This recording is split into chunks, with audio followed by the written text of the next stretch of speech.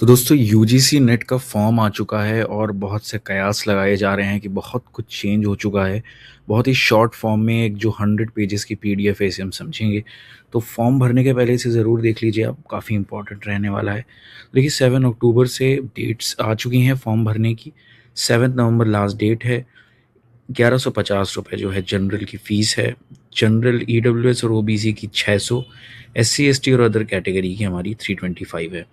ध्यान रखिएगा, करेक्शन जो एक बार एडिट आप कर सकते हैं उसका एक बार मौका मिलता है, वो आपको 10 से 12 तारीख के बीच अगर कुछ गलती हो जाती है आप चेंज कर सकते हैं।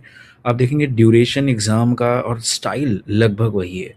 आगे चलते हैं तो देखिए वही 3 कैटेगरीज़ हैं, सिर्फ जेआरएफ और असिस्टेंट प्रोफेसर और पीएचडी के एडमिशन की एक कैटेगरी और एक सिर्फ पीएचडी के एडमिशन की कैटेगरी। अब बहुत ध्यान से ये बात हमें देखनी होगी यहाँ पर कि कैटेगरी 2 और 3 जो है उसको एंट्रेंस टेस्ट के तौर पर पीएचडी एडमिशन में यूनिवर्सिटीज़ और जो हायर एजुकेशनल इंस्टीट्यूट्स हैं वो लेंगे। ध्यान रखिए, जैसे बीएचयू एक एंट्रेंस एग्ज़ाम करवाता था, हो सकता है अब वो इसके स्कोर पर डायरेक्ट इंटरव्यू के लिए कॉल करे, जो पिछले सेशन में आप देख चुके हैं। एक और इम्पॉर्टेंट बात है कि कैटेगरी 2 और 3 में सिर्फ मार्क्स लाने से काम नहीं बनेगा। 70% इसका वेटेज जो नंबर आप पाए हैं, 30% वो इंटरव्यू जो वो इंस्टीट्यूट लेगा को मिलाने के बाद जो बनेगी एक लिस्ट, उसके बेसिस पर ही हमें पीएचडी में लिया जाना है। एक और बात है कि ये जो डेटा है आपका फॉर्म फिलिंग के दौरान, इसमें जो मार्क्स हैं, जो आपने देखा होगा कि एक नया चेंज आया है, अब ये मांगते हैं कि कोई रिसर्च पब्लिकेशन है क्या पहले से, कोई एक्सपीरियंस है क्या, उसे ज़रूर भरिए क्योंकि ये लिख चुके हैं this can be taken by the PSUs. Directly PSUs आपके स्कोर पर आपको जो बुलाएंगी, वो यहाँ पे ये फॉर्म आपको काम देने वाला है। ये बहुत ध्यान से आप भरिएगा, आपके पास है तो ज़रूर फिल करिए। पार्ट 1 पार्ट 2 100 सवाल 200 सवाल, ओ सॉरी 50 और 100 क्वेश्चंस और मार्क्स 100 और 200 वाला सेम पैटर्न है, कोई बदलाव नहीं है, नेगेटिव मार्किंग नहीं है। पेपर होगा इंग्लिश हिंदी एंड जो हमारा इंग्लिश में जो कभी गलत हो जाता है कोई क्वेश्चन, तो बोला जाता है कि जो मान्य होगा ट्रांसलेशन वो इंग्लिश का होगा। इसीलिए मैं कहता हूँ अगर मान लीजिए आपके उस लैंग्वेज में क्वेश्चन उस लैंग्वेज में आपके क्वेश्चन गलत आ रहा है तो आप इंग्लिश को ही रेफ़र करिए, वही सेम कहानी है। मार्किंग स्कीम की बात करें तो ये थोड़ा सा इम्पॉर्टेंट है। अगर कोई ऑप्शन जो कि सही नहीं है और आपने वो कर दिया और मान लीजिए उसके 2 ऑप्शन सही हैं और आपने जो एक सही था वो तो किया ही है, तो आपको 2 मार्क्स मिलेगा। पाया जाता है कि आपने सिर्फ अटेम्प्ट किया है, क्वेश्चन ही गलत था, तो भी आपको 2 मार्क्स मिलेगा। नेगेटिव मार्किंग है नहीं तो कुछ काटा नहीं जाएगा आपका, बहुत अच्छी बात है ये।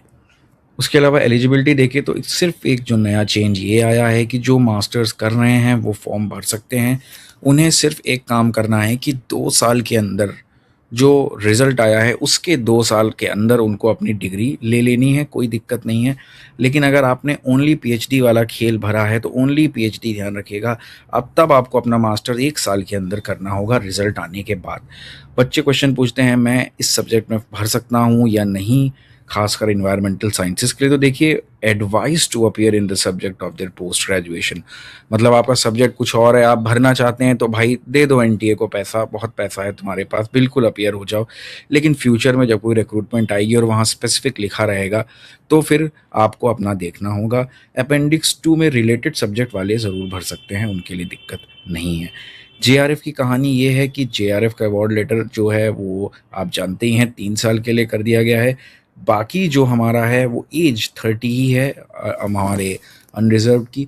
5 साल का जो हमें मिलता है वेव ऑफ, वो हमें अदर कैटेगरीज़ में वैसे का वैसा मिलेगा। 1989 के पहले अगर पेपर दे रखा है, यूजीसी क्लियर है, तो इसको देने की ज़रूरत नहीं है। सेट यानी स्टेट वाला आपने निकाल रखा है अगर 2002 के पहले, तो भी इसको देने की ज़रूरत नहीं है। कई पुराने और एक्सपीरियंस्ड अभ्यर्थी हैं जो इसको देना चाहते हैं, ये सिर्फ उनके लिए है।